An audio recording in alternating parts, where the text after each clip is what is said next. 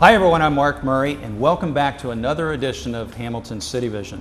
Today we're here in downtown Hamilton at the historic Artspace Hamilton Lost Project, and here to talk with me about what the plans are for this building are Sarah White, Director of Property Development for Artspace, and Melody Bahan, Vice President Communications. Ladies, thanks for coming all the way from Minneapolis to be here. Happy to be here, thank you. Thank you. All right, Melody, first question. What is Artspace, and are there other Artspace projects throughout the country? Artspace is a nonprofit real estate developer for the arts. We build, own, and operate currently 33 projects across the country, with another dozen or so in development in various stages. We're kind of a unique organization in the country in that we work nationally. We've got projects ranging from Seattle to Chicago, New York City, Fort Lauderdale, Florida. We're in development now in Honolulu and New Orleans. Really? So yeah, we're Should be doing the show from Honolulu. Hopefully in a couple of years we will. Okay. Well, how did your organization find out about Hamilton? I mean, what makes us so special that you guys came here? Yeah, like a lot of our projects, we were invited by the city of Hamilton to come in and take a look at the community. Okay. The Hamilton city leaders, and this was back in 2006, were really devoted to and committed to redeveloping the downtown and knew that the arts needed to be a part of that redevelopment. When communities and city leaders start looking at this concept, they ultimately come to Artspace because we've done it so often and so successfully. So they invited us in for a pre-feasibility study, and Wendy Holmes from Artspace came in and conducted that study and found that, in fact, Hamilton would be a perfect location for an Artspace project. And about how long ago was that? That was 2006. Okay. And then by 2008, we signed a development deal with the city and chose this property. But there was so much there is so much that Hamilton has going for it in terms of viability for an Artspace project, with the Fitness Center, with a really committed leadership in the city, a great location. So it was a really good match for us. Great, great. Well, Sarah, until recently, everybody knew this building because it had that ugly grill on the front of it. What were you guys able to see that made you pick this building as this project? Well, I think, just echoing what Melody just said, really the leadership of the city had this great vision to revitalize its downtown using the arts. So I think as any developer, you kind of start with a vision. And so just looking around the downtown, you just see so much amazing historic architecture. You really see that there's a really great cultural heritage and history in Hamilton. And it's perfect for Artspace to be part of contributing to the city's efforts. And so I think the first thing is the vision. You really see the vision, you can imagine the possibilities of taking down that metal screen and redoing the facade, and you look at so many great examples in the downtown area of buildings that have been adaptively reused or renovated to bring back and restore those historic features. So just being really passionate about historic preservation, I think it's almost like you could see through the screen and see the beauty that is in the project. Well, I'm glad somebody did. Oh, sorry. Could I follow up on that a little bit? I mean, in general, when Artspace looks at site selection, looks at different possibilities, the most important thing is, as Sarah said, the goals of the community. There may be other buildings that would work for an Artspace project, but what we want to do is fulfill the mission and the vision of the city leaders. And after that, it is like so much in real estate, location. Yeah. And this particular building is a perfect location. We also look at the size of the building. compared to the market study that we do. You know, what can the city support? Can it support a 35-unit building? Can it support a 100-unit building? So the size of the building is very important. And then there's also the what kind of financing we can get for the building, and being able to apply for historic tax credits is a big favorable in our book. So. Okay, now when's construction going to begin? How long is it expected to take? And when's it going to be available for occupancy? We are projecting that we'll close our construction period financing in January of 2014. And a construction start in early February 2014, and finishing by the end of December 2014, and ready for occupancy in January 2015. So what we're doing right now that the financing is more or less in place, is we're really reaching out to the community and following up on, you know, when Wendy Holmes first came to town and did that feasibility study, really said, wow, there's a great arts community here. There's so many wonderful artists in this town, and you've got a wonderful supportive community. The Hamilton Community Foundation has been a great supporter, the Fitton Center for the Arts, the City Council, the Mayor, all this great support. And so now what we're doing is continuing to build on that initial support. So we're reaching out to artists. We have a local arts liaison in Jen and Stephen Smith, done a fantastic job of continuing to help Artspace make connections with artists. So we're really trying to kind of increase the profile of the project now that all the financing is in place, so that we have the commercial spaces leased by the time we open in January. And then in June of 2014, we'll really start focusing on what I call pre-leasing activities to prepare for occupancy of the residential spaces. So right now we're actively spending this time, you know, leading up to construction start, trying to get tenants identified for those commercial spaces.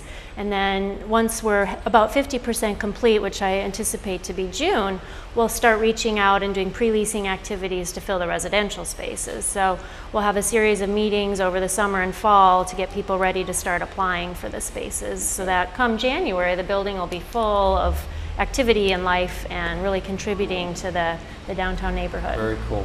Well, you mentioned financing. How is it being financed? Can you talk about that at all? Artspace Hamilton Lofts is affordable housing with a preference for artists, so it's 42 units of affordable housing. And it's incredibly complicated to put all the financing together for these projects. So as many people in the community know, it's taken us a long time to put all of the financing together because the 9% credits are so competitive. So, you know, it's typically 1 in 4 applications, or maybe even 1 in 5 applications get funded every year. So this year was our year. We got the award in June, and now we're moving forward. But the other pieces of the financing that contribute are, as Melody mentioned, the federal historic tax credits. We also have State of Ohio state historic tax credits. We receive the 9% low-income housing tax credits through the Ohio Housing Finance Agency. All of the state-level departments have been just really wonderful to work with. And then at the local level, we're working with the City of Hamilton. We have a home program loan. And then we've also been working closely with Hamilton Community Foundation with John Gaduli to fundraise for the project, because typically, you know, about 10% of all of our projects across the country have some fundraising. About approximately 10% of the budget comes from a fundraising initiative. Okay. And so we've been working really closely with the Hamilton Community Foundation to raise that philanthropic amount, and they've been a really instrumental partner in making that happen.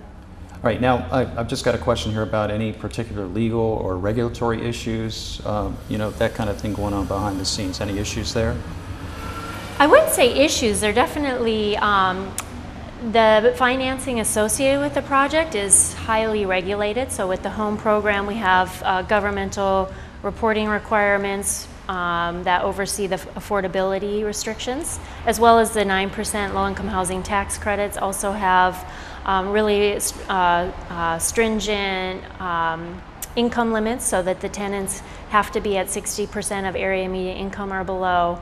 And then with the historic tax credits, while we're under construction, you know, it's really, really important that we don't jeopardize a historic credit. So what that means is we have to do a really sensitive rehab, make sure we're not destroying any character defining features of the property. So, but you know, as Melly mentioned, we've been around for 30 years and so have a pretty good program and bring the right people into the project. Our project architect, Mike Dingledine, is just an amazing resource in the city, but not only that, he's a really talented historic architect. Yeah, so, we know Mike. Yeah. Those who watch the show have seen Mike here a couple times, so yeah, absolutely. Yeah, we're so lucky to have so many great people in the city helping make this project happen. Good. Now, I understand, you mentioned commercial space, and I understand there's going to be quite a bit of non-residential space in addition to the residential units. What are the plans for the other space?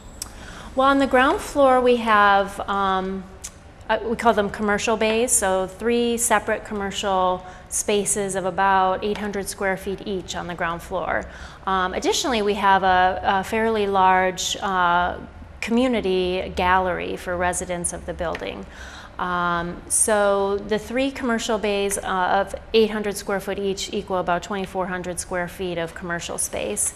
And so what we're really looking for in commercial tenants is creative small businesses that can go in and really add to the mix of artists that are living and working in the building. So we've been talking with a number of different folks in the Hamilton community that are interested in opening a new business in the space, and it's the people that have come forth expressing interest are just so talented and passionate about what they do. It's just really made it's going to be fascinating to watch as it progresses. Well, putting all the financing on these projects together is it's really challenging, but then when you get to work with the community and meet people that are inspired by what we're doing or ready to make the jump into starting their own business, and there's just a lot of local talent here, so it's been really rewarding to get to know people in the community, and I can't wait to see the finished product and get people in. And well, we hope we're going to come back and do another show, yeah. And you guys are much further along. Yeah, so. We can interview people that open businesses and. Absolutely. Well, you know, this historical building being what it is, you know, are there, you know, some interesting aspects of the building you hope to incorporate into the living spaces, even the exterior? I mean, what? I think one really unique feature of the project, in addition to the historic, you know, renovation, is, you know, we have this really great co-partner in Neighborhood Housing Services of Hamilton. The executive director, Lori DiSteola, has been really great supporter. And the city of Hamilton, working with Bud Scharf, really encouraged us to partner with Lori, and I just think it's made all the difference in the project in terms of really refining the concept, because Lori's really dialed into the nonprofit service community. And one of the things I think is really interesting about the partnership with NHS is that we bring the artists, but one of the things that we've seen over the years at Artspace is that artists are really creative. They're not necessarily educated in business, and so what can we as an organization do to support artists learn how to increase their incomes from their art? And so in having the opportunity to get to know Lori better and some of the partnerships she could bring to the project, we put together this really neat idea of having a social services program that it really has an entrepreneurial focus. So working with Lori at NHS, she's brought in, she has a partnership with BizTech and Self. So Self does a lot of job readiness, preparedness, life skills development training, and BizTech has a really fantastic small business development program. So, and then people that go through the BizTech and Self training program, when they graduate, they can go to NHS and for microlending and have really favorable below market financing tools available to them. So they go through the BizTech program and learn how to do market research, develop a budget for opening a new business, and create a business plan. It's about a 2-month course. They have homework to prepare them to do this business plan. Then when they graduate, NHS has a pot of funds available to them that can provide financing to help them realize their business. And I know a couple people in the community that have gone through it and have sent me their business plans, and they're just fantastic, and they're ready to open a business. So I think bringing that to the completed project and being able to do that kind of outreach for our artist residents in the housing will, I hope, really have a big impact in teaching artists how to increase their incomes from their art. So I'm really excited about all the great partnerships and things like that have come out of this project by partnering with NHS. It's been really wonderful. Well, the whole thing sounds fascinating. Yeah. I can't believe this. But so why don't we stop here, take a tour, right. and then we'll come back and we'll wrap up in a little bit. Okay. Sounds great. All right. We're going to start the tour, and we are actually just off High Street at the front of the building, and we had to get some lights, and we've even got Sarah's got a flashlight. We're going to do the best we can to give you, our viewers, the best possible tour we can of this building as it looks now, because as you know, it's going to be transformed. So let's talk a little bit about where we're at, what we're doing, what's going to happen to everything in here in the front of the building.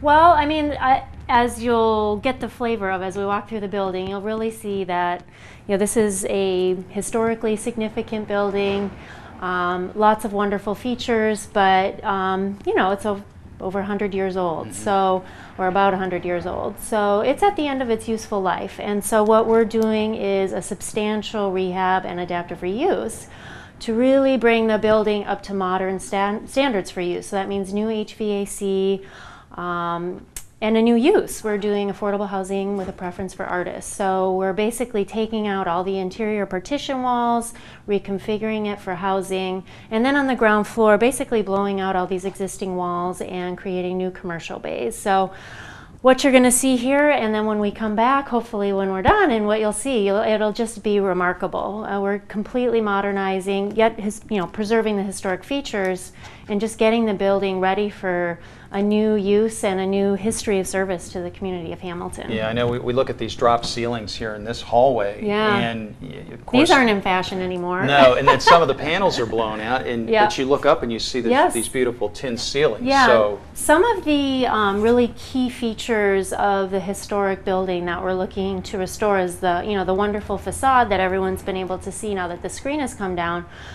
It looks a little, it's not super pretty right now, but you can see the potential. And as we little cleaning, tuck pointing, it'll come back. Yeah, once we're done, it'll be absolutely gorgeous. And then, the other features are like the historic stairs. Those have all been enclosed, so we'll restore those.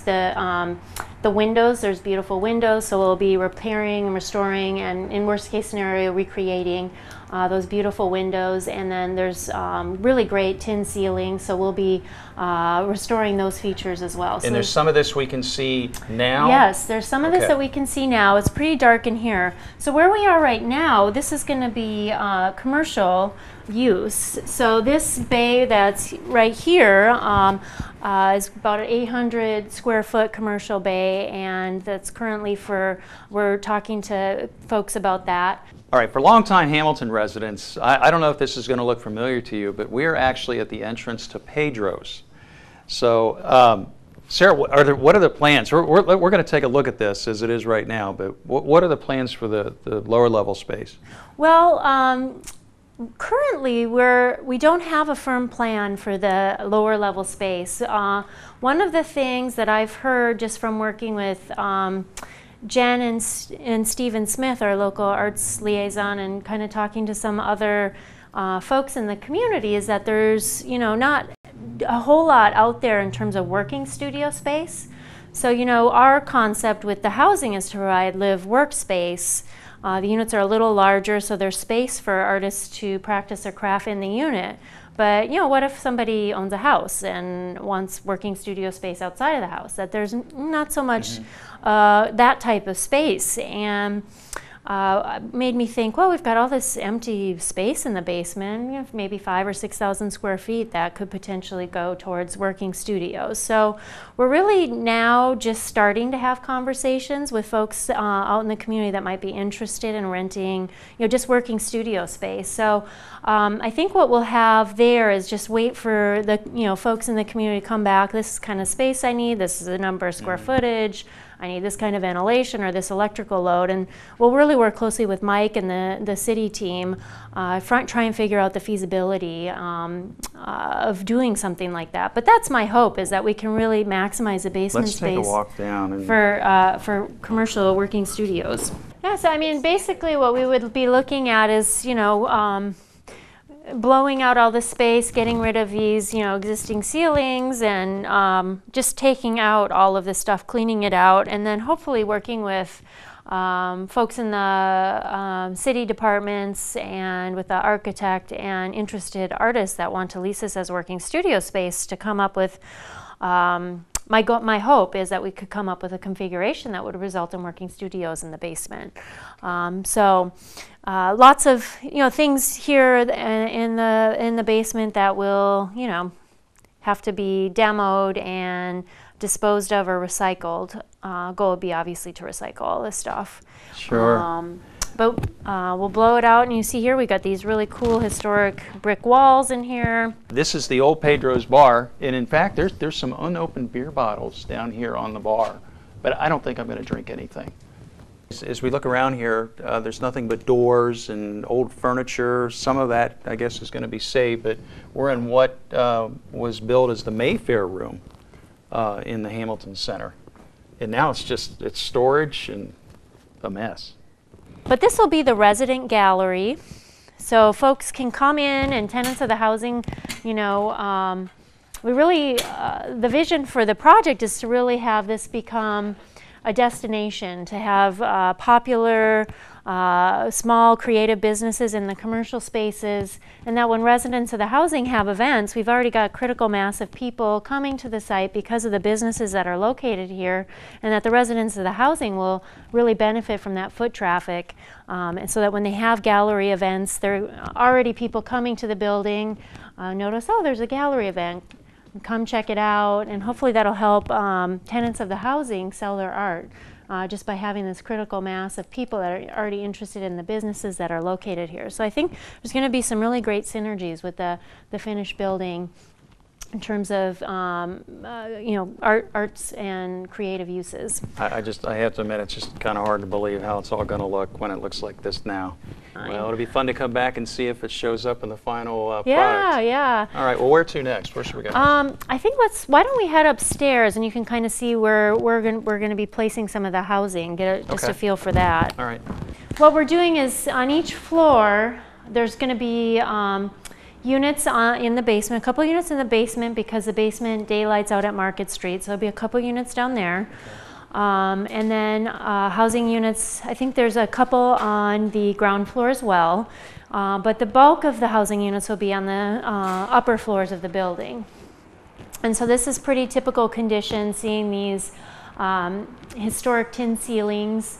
You notice this high ceilings and large windows that bring in lots of natural light. I mean, just really perfect environments for artists to work in. So again, we'll have studios, 1 bedrooms, 2 bedrooms, and 3 bedroom units, all designed to be large enough to have working studio space within the unit.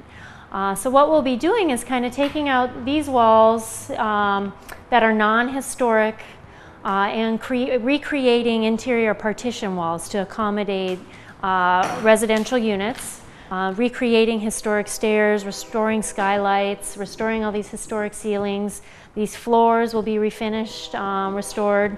Many of the windows you can see are in their existing condition, so we'll go through and repair all of these, repair and restore all these historic openings.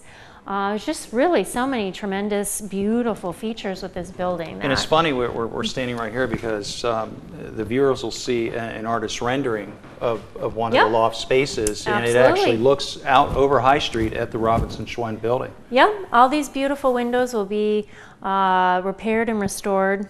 really just some great spaces that are going to be created as a result of this project. It's like I can remember walking through the Mercantile Lofts project and just being amazed at the condition like this, and then coming back and doing it again. So it's really going to be exciting to see how this all comes together. I agree. I can't wait.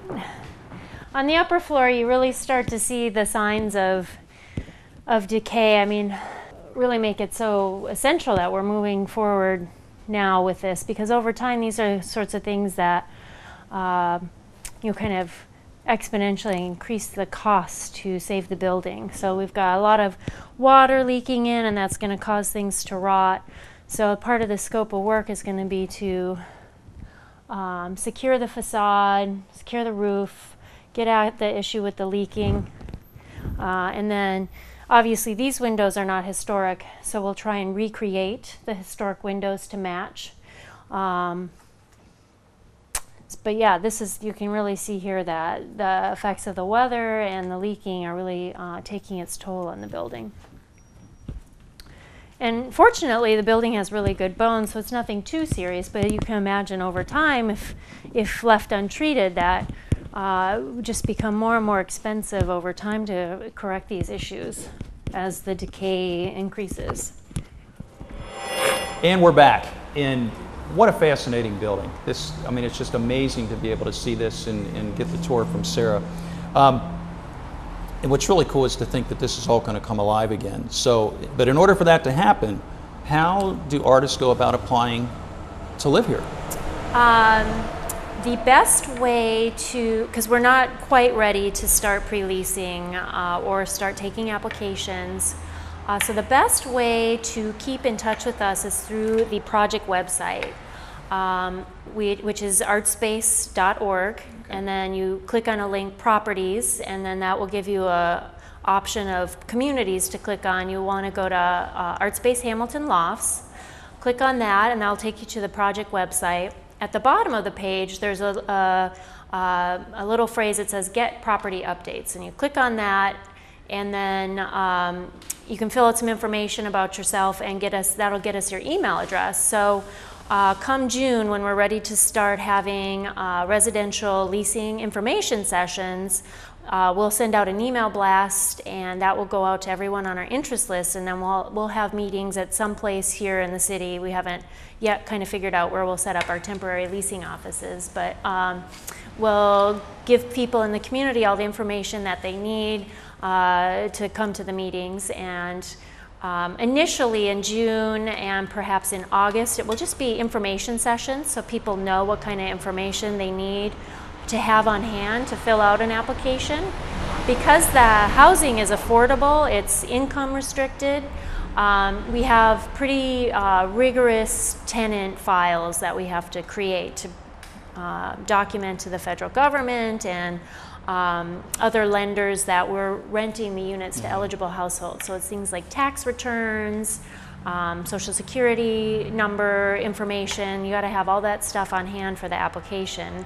And because we think that there's going to be a tremendous demand for the affordable housing, we really want to get people started on collecting all that information so that that they have the information on hand when we're accepting units to increase their chances that they'll actually be able to get into the building. Sure. And how many units? I mean, that's one thing I don't think I asked. How many units are you planning for this? Yeah, there's 42 affordable housing units.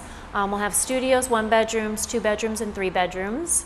So we'll have a good mix of families, individuals, couples. I think we'll have a really nice mix of artists in the building.